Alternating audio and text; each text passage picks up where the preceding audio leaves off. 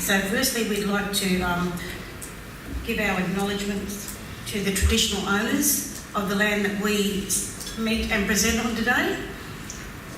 Also paying my respects to elders past, present and future. Our future very important. Okay, today we'd love to take you on a journey to southwest Queensland, somewhere where you may not have been before. This is our wonderful team up here. We have Jenny Weatherall, Beverly Mitchell, Cheryl Ellery and Donna Enders. We're a team of passionate women who work hard in our communities. I think yesterday was a big day for me, talking about integration. It really got into my head, integration. We don't seem to be doing that in Cunnamulla, Charleville and St George. That's my bit. So Donna, do you want to tell the group what we do?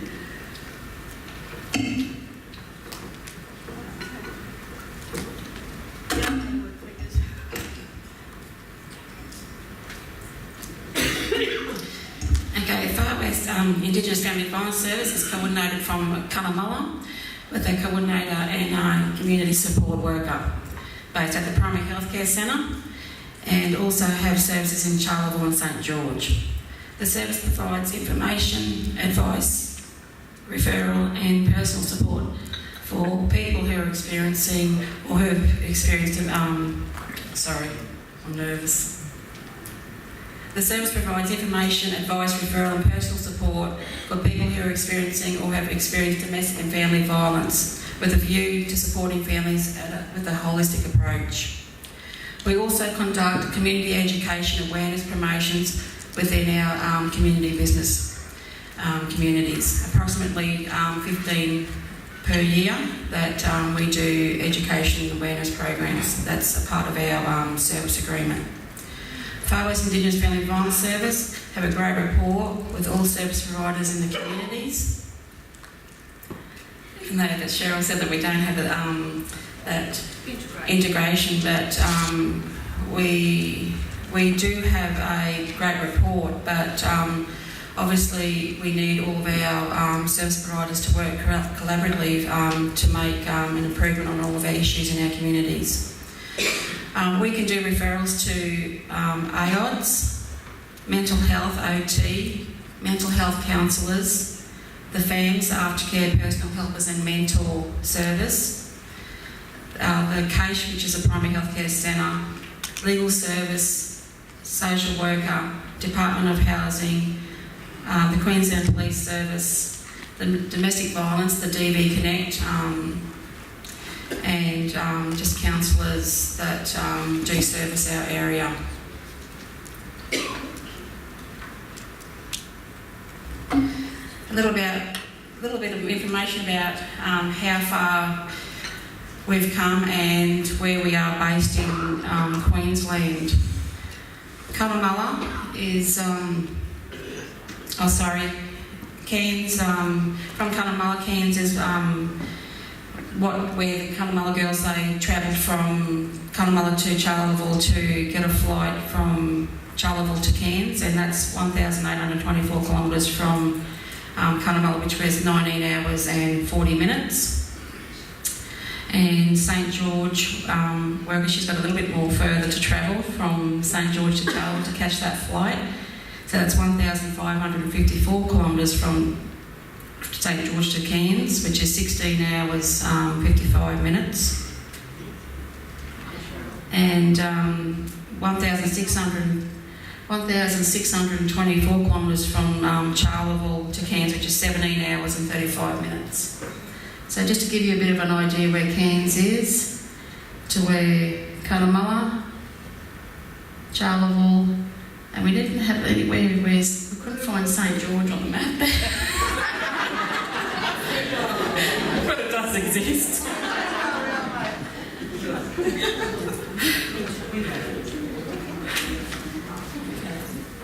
So that just gives people a bit of an idea of the area that we love coming to these forums. I've been in the service for Far West Indigenous Family Violence Service for 13 years. something that I'm very passionate about, domestic violence, being a victim and survivor of domestic violence, so I'm very passionate about trying to improve the incidence of domestic violence in my community. Oh, that was from Brisbane. Okay, so I was going to hand you back to Cheryl now and what we do. Yeah, as you can see, the distance we travel, one of our sisters over here yesterday commented that they were very isolated up in the Cape. Being out in southwest Queensland, as you saw from the maps, at some points we feel very isolated as well. We've become very resourceful. We have to advocate strongly for our clients with every department you can think of.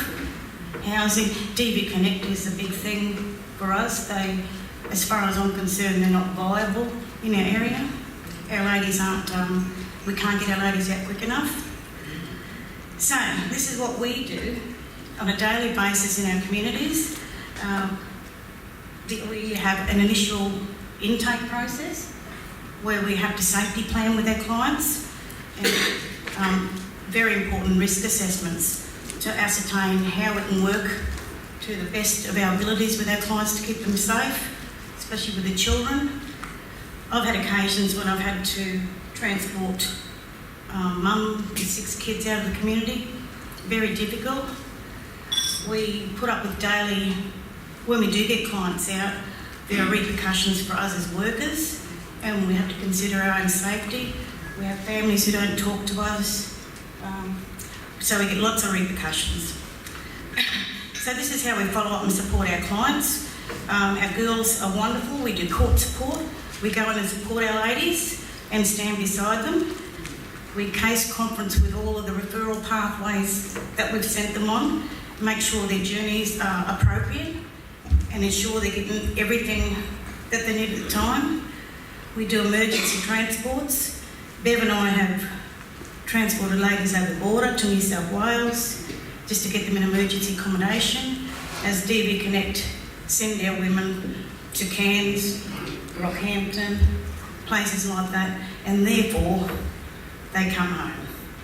And everyone always says, well, why do they come back? Wouldn't you come back if you were sent thousands of kilometres away from all your family support networks, what you feel comfortable with? We are currently registered with QPS online referral system. We get referrals from the police for 3 of our communities that the girls follow up with very promptly. Support letters, we support our ladies with housing, any government department when they go away, with great difficulty. Centrelink applications are one of the first things we do for our girls to get a crisis payment. Is my voice nervous, Bev?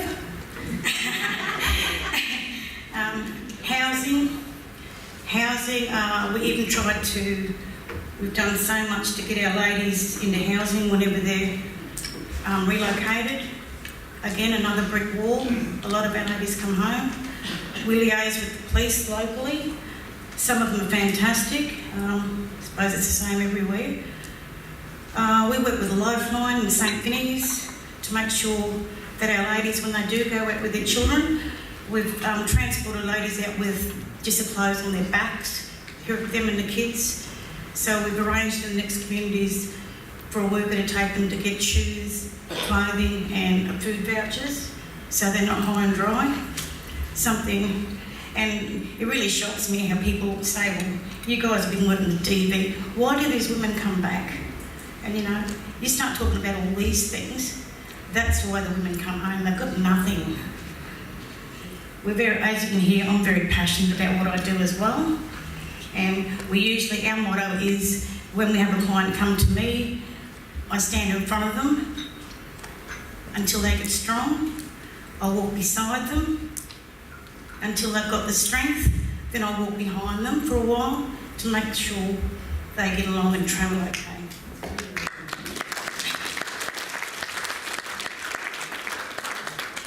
Oh goodness, I've got legal as well. So legal, that's one of the first things we do with our victims who come in. We set them up with a legal organisation. We take them to the courts. And us being a resourceful team, the ladies prefer to come to us to do their protection orders or the domestic violence orders, the variations, because as we know, if the police do the DVOs, they're mandatory reporters and they bring child safety in, which is another brick wall. But we do help our ladies. We attend family group sessions, and me being the person that I am, I take them on anyway. I don't care if they think they're up here. It doesn't worry me. We do legal aid applications, family law court forms we've done. We've had recovery orders done for ladies. We transport clients to federal family court circuits in Brisbane. And our main referral pathways are Aboriginal Family Legal Service, which is based in Roma, but we also refer to TASK, is a Rural Women's Legal, ATSLs. We don't find, I'm being honest here, we don't find ATSLs a good place to send our ladies. You have to go through the legal aid application process, which could take months to be allocated a solicitor. And usually when you go with it, you have to plead guilty, or they won't represent you. And lastly, we work with Community Legal in Brisbane. We've had spokespeople out, solicitors teaching our communities about know your rights when you deal with child safety. So a lot of our ladies walk around with their little booklets now with highlighted areas when, if they're approached by child safety, at least they know their rights in the day, because sometimes you get tired of these services coming in and bullying our ladies. Oh, I'm getting emotional in my voice. Okay, that's just what we do in the legal aspect. We're very efficient at domestic violence orders and protection orders, and working with the solicitors and legal. We find the further we go out, the less we get, so we've had to become a very resourceful team. So I'll hand you over to Donna. She's going to talk about some of the programs, community education and awareness promos we do.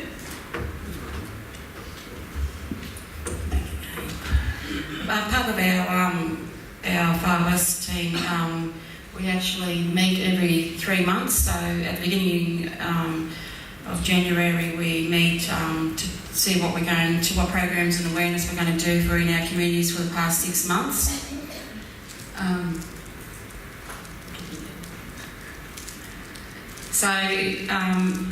As I said earlier, part of our service agreement, we have to run approximately about 15 awareness programs through education in our communities.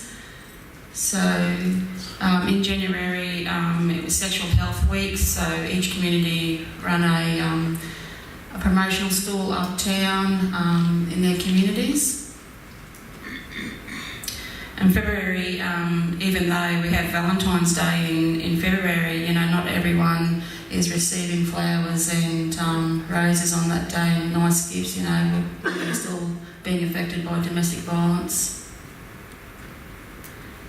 March last year, it was originally called International Women's Day, and last year they come up with having a whole week of activities for Queensland Women's Week. So last year we were successful in receiving some money to hold an event. The only thing is, if we received $5,000. The application funding that I put in for, we received $5,000, but because we work in 3 communities, it's shared, so it's not a lot of money to share in 3 communities.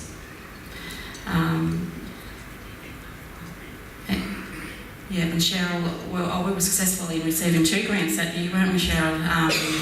Even though that we're funded by Department of Communities, we still have to apply for funding to run activities through Domestic Violence Month.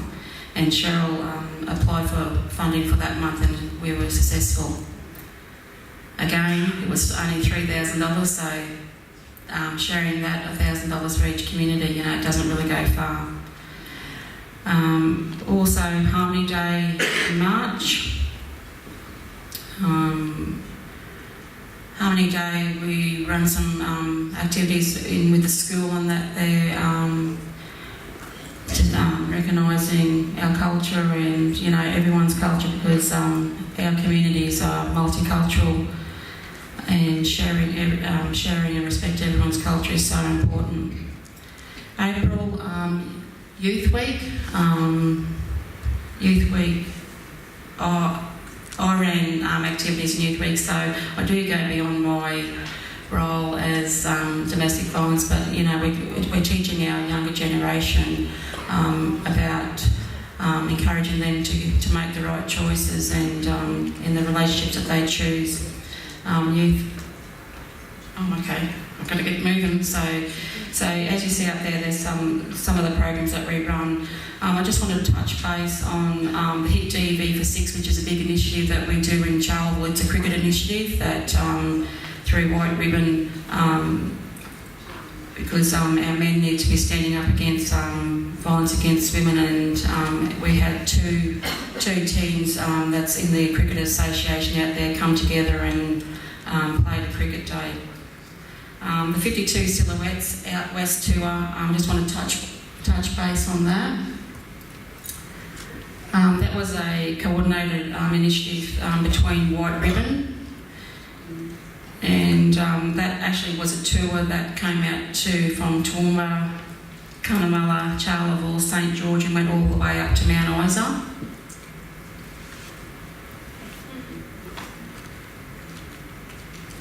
And we had the wonderful Simone O'Brien, who's an advocate for White Ribbon, come out and be the guest speakers in our communities. She's also, Cheryl, she's a survivor of domestic violence. Okay, I'm going to hand you back over to Cheryl now. We don't have much time. I didn't realise we had so much to talk about. Last year we followed the Not Now Not Ever campaign, putting an end to domestic violence in Queensland. Our 3 communities got together and we all supported the campaign, which went down really well. We had a walkabout, and here all of our communities were walking around, and we had our maps of Queensland up, and everyone was contributing kilometres to walk around Queensland and put an end to domestic violence. We've followed that theme very well. Beb's one of our secretaries in the rugby league this year, and we've taken that theme through to our football players. We have 34 guys playing in our team, and this year they're proudly sporting on their jerseys, Not Now Not Ever, which has supported us, and they'll be wearing like armbands the whole month of May. And I think we've made a start with getting our men to come in and help us. Then we have, very quickly, Donna, International Women's Day. It's a part of our women's healing. Jenny Weatherall took her ladies on a cruise up the river. Bev and I and Donna, we love to pamper our ladies. They've been through a lot, so we take every opportunity to do some pampering with our girls. They love it. And Donna has been wonderful and introduced us to a Bollywood dancing lady who's qualified. So Cunnamulla's taking up this next month, we're starting Bollywood dancing with our clients, and we've got about 20 ladies registered. So look out, there might be Bollywood dancing next year. Okay, thank you very much for listening.